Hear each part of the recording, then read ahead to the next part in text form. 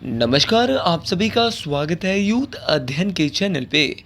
साथियों, एक बार फिर से मैं आप सभी के बीच एस्पिरेट जून 2026 के लिए जीके का पार्ट 58 लेके आ चुका हूँ। पार्ट 58 का जो पहला क्वेश्चन है कि आर्य समाज के संस्थापक कौन है। तो अगर बात करें आर्य समाज के संस्थापक की, तो आर्य समाज के संस्थापक आपके स्वामी दयानंद सरस्वती है।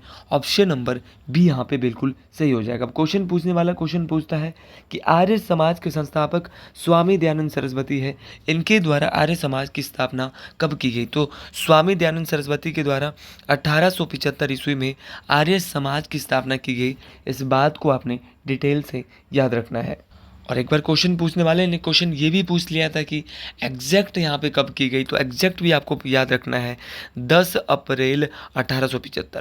क्वेश्चन एक बार ये भी पूछा गया था कि आर्य समाज की जो स्थापना है वो अब यहाँ पे की गई तो कहाँ की गई, तो ये भी पूछा गया है। तो 1875 में की गई मुंबई में, जो कि पुराने ज़माने में उस समय बम्बई हुआ करता था। साथियों, अगर बात करें आर्य समाज की, देखिए ये जो है इसकी स्थापना तो किसने की थी, स्वामी दयानंद सरस्वती ने की थी। लेकिन इसके अलावा क्वेश्चन ये भी कई बार पूछा गया है कि ब्रह्मा समाज की स्थापना किसके द्वारा की गई, तो ब्रह्मा समाज। इसके अलावा कई बार पूछा गया है वेदांत कॉलेज, तो ब्रह्मा समाज, वेदांत कॉलेज और आपका ये दोनों आपको याद रखना है। इसके अलावा एक और है आत्मीय सभा, तो आत्मीय सभा, ब्रह्मा समाज और वेदांत कॉलेज, इन तीनों की जो स्थापना है वो किसने की थी, तो वो की थी आपकी किसने, आपका राजा राम मोहन राय। राजा राम मोहन राय की बात करें तो ये वही व्यक्तित्व है जिन्होंने 1829 में लॉर्ड विलियम बेंटिंग के साथ सती प्रथा पर भी रोक लगाने का काम किया था। तो सती प्रथा पर भी रोक लगाने का जो काम किया था वो भी आपके राजा राम मोहन राय के द्वारा ही किया गया था। साथियों, अगर आप भी तैयारी कर रहे हैं एस्पिरेट जून 2026 के किसी भी स्ट्रीम से आप हो, चाहे आप एस्पिरेट आर्ट्स की तैयारी कर रहे हो, एस्पिरेट जून में आप non medical aspirate TGT Hindi, जिसको हम एलटी हिंदी के नाम से जानते थे, जेबीडी टेट की तैयारी कर रहे हैं, एस्पिरेट आर्ट्स की तैयारी कर रहे हैं, तो आप हमारे साथ मात्र और मात्र 499 रुपीज़ के साथ जुड़ सकते हैं। साथ में अगर आप हमारे बैच के में हैंड रिटन नोट्स भी लेना चाहते हैं तो 7876145409 इस नंबर पे कांटेक्ट करके हमारे टेलीग्राम चैनल के साथ भी आप जुड़ सकते हैं। टेलीग्राम चैनल का लिंक मैं डिस्क्रिप्शन बॉक्स में आपको दे दूंगा, तो आप जल्दी से इस नंबर पे कांटेक्ट करिए और इस बार अपने एसपीटेट को इसी साल जून 2026 में क्लियर कर दीजिए। साथियों, अगर बात करें आपके इसके अलावा कई बार पूछा गया है आपका रामकृष्ण मिशन। कई बार ये क्वेश्चन आया है भाई कि रामकृष्ण मिशन की स्थापना कब हुई, तो रामकृष्ण मिशन की स्थापना की थी आपकी स्वामी विवेकानंद। तो स्वामी विवेकानंद जो है उनके द्वारा रामकृष्ण मिशन की स्थापना 1897 में की गई थी। और ये जो रामकृष्ण मिशन है, रामकृष्ण जी है, स्वामी रामकृष्ण है, वो गुरु थे स्वामी विवेकानंद जी के। एक बार टेट में ही पूछा गया क्वेश्चन है कि आपका जो थियोसॉफिकल सोसाइटी है, थियोसॉफिकल सोसाइटी की स्थापना किसने की, तो थियोसॉफिकल सोसाइटी की स्थापना की थी मैडम, दोबारा भी रिपीट हो सकता है क्वेश्चन, थियोसॉफिकल सोसाइटी की स्थापना तो मैडम ब्लवात्स्की, तो मैडम ब्लवात्स्की के द्वारा, याद रखना है, मैडम ब्लवात्स्की के द्वारा थियोसॉफिकल सोसाइटी की स्थापना की गई थी। ये बात बहुत बहुत इंपॉर्टेंट है। साथियों, कई बार क्वेश्चन पूछा गया है सत्यशोधक समाज, कई बार ये क्वेश्चन आया है कि सत्यशोधक समाज की स्थापना किसने की है। तो अगर बात करें सत्यशोधक समाज की, तो सत्यशोधक समाज की स्थापना की है ज्योतिबा फूले। एक एक बात आप याद रखिएगा, यहाँ से क्वेश्चन बनने वाले हैं। तो ज्योतिबा फूले के द्वारा सत्यशोधक समाज की स्थापना की गई, ये बात बहुत बहुत इंपॉर्टेंट है, ये बात परीक्षाओं में पूछे जाने वाली है। चलिए जी, अगले क्वेश्चन की ओर बढ़ते हैं, लेकिन उससे पहले एक क्वेश्चन और मैं आपको बता देता हूँ। वो है आपका क्या, तो वो है आपका अलीगढ़ आंदोलन। तो अलीगढ़ आंदोलन की जो शुरुआत है वो की है आपके सर सैयद अहमद खान ने। तो सर सैयद अहमद खान के द्वारा यहाँ पे स्थापना की जाती है। किसकी स्थापना की जाती है, तो आपका अलीगढ़ आंदोलन की स्थापना की जाती है। ये बात आपको डिटेल से याद रखनी है। चलिए जी, अगले क्वेश्चन की ओर बढ़ते हैं। अगला क्वेश्चन बहुत ही इंपॉर्टेंट और बेहतरीन क्वेश्चन है कि भारत भूमध्य रेखा की उत्तर में किन अक्षांशों के मध्य स्थित है। अगर बात करें भारत की, तो भारत जो है वो इक्वेटर के उत्तर में है, लेकिन किन अक्षांशों के मध्य है? तो भारत का सबसे पहले मैं बताना चाहता हूँ, भारत किस गोलार्ध में है? ये पृथ्वी है और पृथ्वी को दो बराबर भागों में बांटती है 0 डिग्री रेखा, विषुवत रेखा, भूमध्य रेखा। साथियों, ये जो रेखा है, यहाँ से ऊपर जो पूरा एरिया आता है इसको बोलते हैं उत्तरी गोलार्ध, और नीचे जो एरिया आता है इसको बोलते हैं दक्षिणी गोलार्ध। तो भारत यहाँ जैसे है, तो भारत किस गोलार्ध में हुआ? तो भारत आपका नॉर्दर्न हेमिस्फीयर उत्तरी गोलार्ध में स्थित है। इस बात को आपने डिटेल से याद रखना है। साथियों, भारत जो है वो 8 डिग्री 4 उत्तरी अक्षांश से 37 डिग्री 6 उत्तरी अक्षांश के मध्य स्थित है। ये बात बहुत बहुत इंपॉर्टेंट है। ये बात परीक्षाओं में पूछी जाती है कि भारत किन किन अक्षांशों के मध्य स्थित है। तो भारत आपका 8 डिग्री 4 मिनट से 37 डिग्री 6 अक्षांश के मध्य स्थित है। ये बात बहुत बहुत इंपॉर्टेंट है। ये बात परीक्षाओं में पूछी जाने वाली है। उसी प्रकार इस बार अक्षांश पूछ लिया, अगले बार देशांतर भी पूछ सकता है। जब भी देशांतर पूछेगा तो भारत सबसे पहले आपको पता होना चाहिए कि पूर्वी देशांतर किसमें, ये आपकी एक समय रेखा है जिसको बोलते हैं 0 डिग्री समय रेखा, या इसको GMT रेखा भी कहा जाता है कई बार। और भारत आपका यहाँ जैसे है, तो भारत यहाँ से आगे जितना भी एरिया है वो पूरब में है, इसको बोलते हैं पूर्वी देशांतर। तो भारत कितने डिग्री देशांतर से है? तो 68 डिग्री 7 मिनट से, 68 डिग्री 7 पूर्वी देशांतर से 97 डिग्री 25 पूर्वी देशांतर।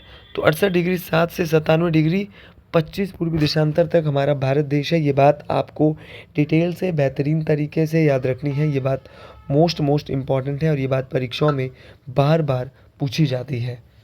अगला क्वेश्चन बहुत इंपॉर्टेंट क्वेश्चन है कि हीराकुंड जल विद्युत परियोजना किस नदी पर स्थित है? तो अगर बात करें हीराकुंड जल विद्युत परियोजना की, तो ये परियोजना आपकी महानदी पर है। ये बात आपको डिटेल से याद रखनी है। साथियों, ये परियोजना उड़ीसा की संबलपुर के पास स्थित है। ये क्वेश्चन भी एक बार परीक्षाओं में बना था। और जो हीराकुंड जल विद्युत परियोजना है, वो वहीं पर उसकी विशेषता है कि वहाँ पर हीराकुंड बांध है, जो कि दुनिया के सबसे लंबे मिट्टी के बांधों में से एक है। ये बात आपको डिटेल से याद रखनी है। साथियों, एक बार बांधों से ही क्वेश्चन पूछा गया था कि टिहरी बांध किस नदी पर स्थित है?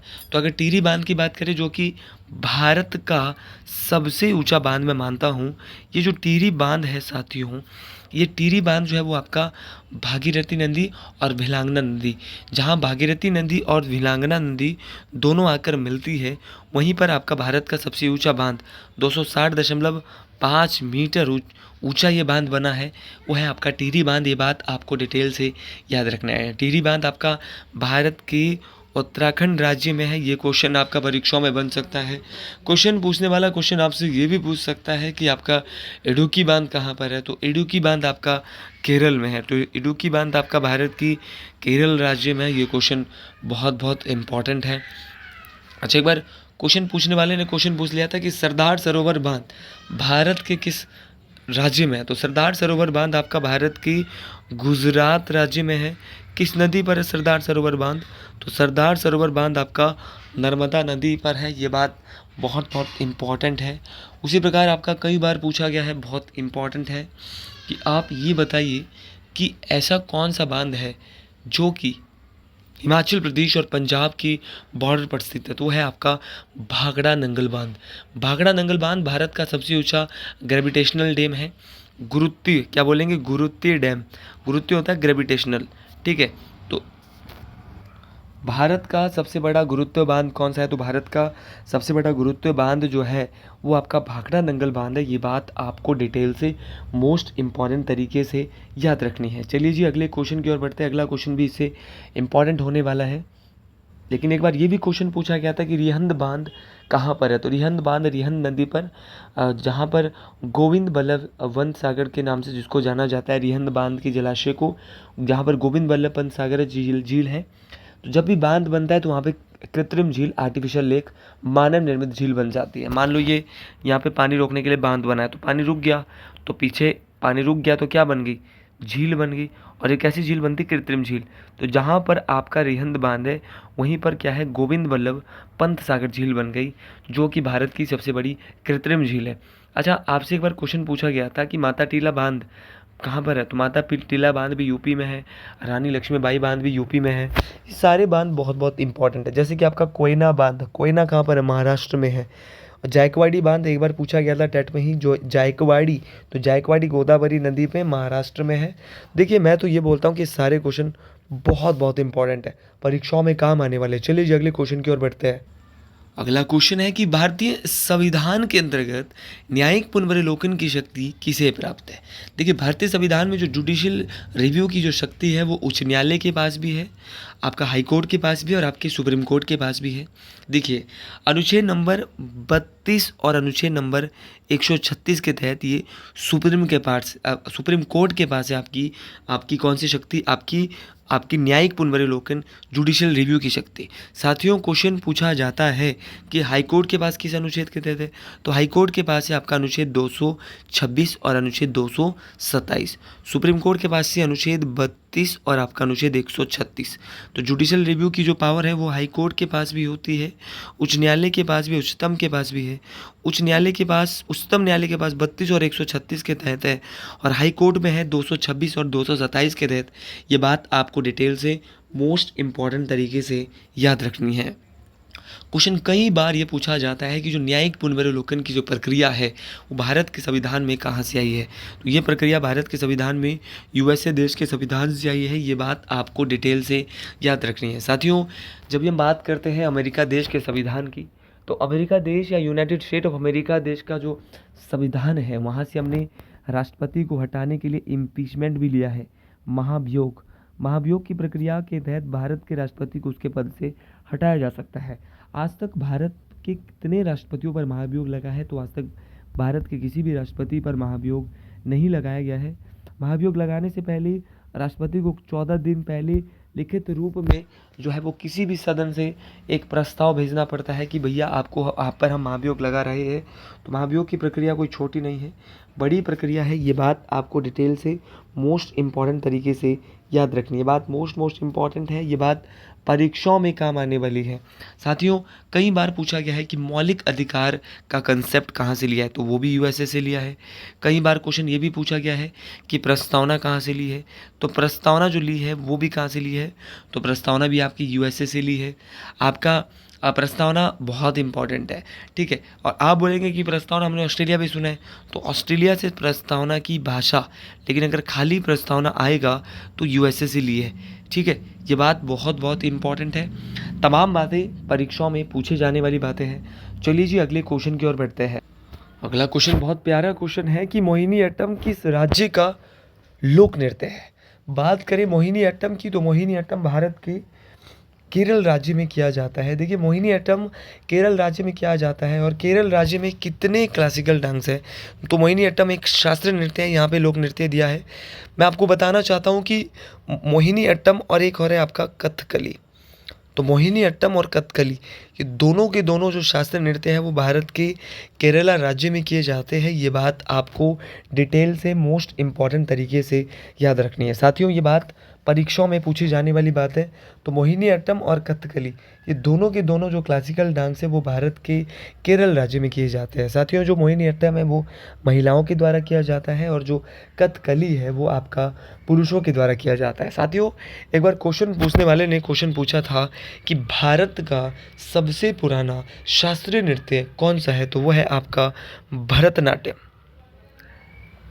तो भरतनाट्यम भारत का सबसे पुराना है और ये कहाँ किया जाता है, तो भरतनाट्यम आपके भारत की तमिलनाडु राज्य में किया जाता है। ये बात मोस्ट इम्पॉर्टेंट है। ये बात परीक्षाओं में पूछी जाती है कि भरतनाट्यम जो है वो तमिलनाडु राज्य में किया जाता है। ये बात मोस्ट इम्पॉर्टेंट है। ये बात परीक्षाओं में पूछी जाती है। तो तमिलनाडु राज्य में किया जाता है मोहिनीअट्टम, ये परीक्षाओं में बार बार पूछा जाता है और ये बात बहुत इंपॉर्टेंट है। ये बात परीक्षाओं में बार बार पूछी जाती है।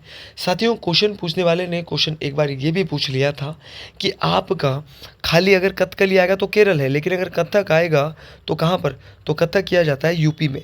लेकिन भारत का सबसे पुराना भरतनाट्यम है कहाँ किया जाता है, तमिलनाडु में। ये बात समझ गए। लेकिन एक बार क्वेश्चन पूछा गया था कि भारत का ऐसा कौन सा शास्त्रीय नृत्य है जो कि पीतल की थाली में किया जाता है, तो वो है आपका कुचिपुड़ी। और कुचिपुड़ी से हमेशा बोलेंगे कच्ची पूरी, और कच्ची पूरी खिलाएंगे किसको, अंधे को, तो अंधे से बोलेंगे आंध्र प्रदेश।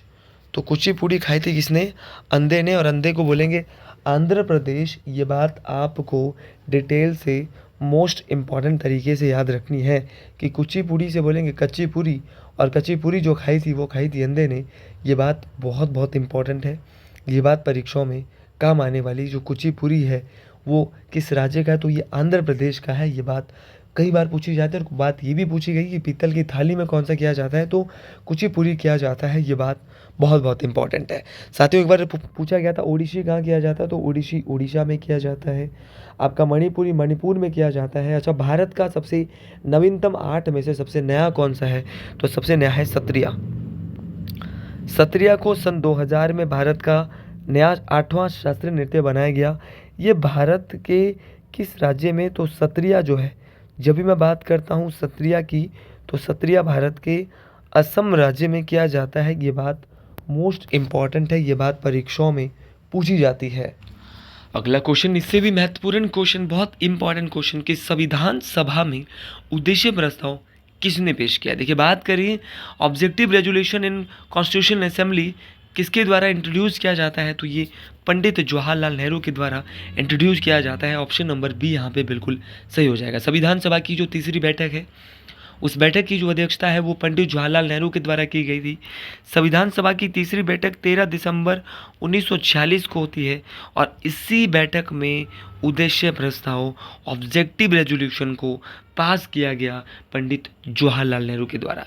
लेकिन आप सभी को ये भी पता होना चाहिए कि उद्देश्य प्रस्ताव को सर्वसम्मति से स्वीकार कब किया गया, इसको पारित कब किया गया, तो पारित किया था मेरे दोस्त 22 जनवरी 1947 को। ये बात भी आपको डिटेल से याद रखनी है। संविधान सभा की पहली बैठक 9 दिसंबर 1946 को हुई थी, और इस बैठक की जो अध्यक्ष थे वो कौन थे, तो संविधान सभा की जो पहली बैठक है, इस बैठक की अगर मैं अध्यक्ष की बात करता हूँ, तो संविधान सभा की पहली बैठक के जो अध्यक्ष थे उनका नाम क्या था। ये बात बहुत बहुत इम्पॉर्टेंट है। तो संविधान सभा की जो पहली बैठक है, इस बैठक के जो अध्यक्ष थे वो थे डॉक्टर सचिदानंद सिन्हा, जो कि संविधान सभा के पहले अस्थायी अध्यक्ष थे। साथियों, क्वेश्चन पूछने वाला क्वेश्चन ये भी पूछ लेता है कि संविधान सभा के दूसरे स्थायी अध्यक्ष कौन बने, तो दूसरी संविधान सभा की बैठक हुई थी 11 दिसंबर 1946। कब हुई थी, 11 दिसंबर, ठीक 2 दिन बाद हुई थी भाई। हर एक बैठक ठीक 2-2 दिन बाद हो रही थी। इस बैठक के अध्यक्ष थे डॉक्टर राजेंद्र प्रसाद, और डॉक्टर राजेंद्र प्रसाद संविधान सभा की पहले स्थायी अध्यक्ष। कई बार पूछा गया है। अच्छा, क्वेश्चन ये भी पूछा जाता है कि संविधान सभा की जो है वो अंतिम बैठक कब हुई, तो वो हुई थी 24 जनवरी 1950 को, और 1950 को, और इसी बैठक में डॉक्टर राजेंद्र प्रसाद को भारत का राष्ट्रपति बनाया जाता है। ये बात आपको डिटेल से याद रखनी है। बात मोस्ट इम्पॉर्टेंट है। ये बात परीक्षाओं में पूछी जाती है, और जो बात परीक्षाओं में पूछी जाती है सारी बातें बहुत बहुत इम्पॉर्टेंट होती है। एक बार ये भी पूछा गया था कि संविधान सभा की कुल बैठकें कितनी हुई, तो 11 सत्र और 165 दिन याद रखना है। 165 दिन बैठकें हुई। ये बात आपको डिटेल से याद रखना है। तो ये सारी की सारी बहुत इंपॉर्टेंट बैठकें मैं आपको बता चुका हूँ। तो कुल 165 दिन बैठकें हुई थी ये बात आपको, और सत्र हुए थे 11 अधिवेशन या सत्र। तो साथियों, आज के लिए इतना ही। वीडियो पसंद आई हो ना तो कमेंट बॉक्स में ज़रूर लिखें जय श्री गुरु महाराज, हर हर महादेव।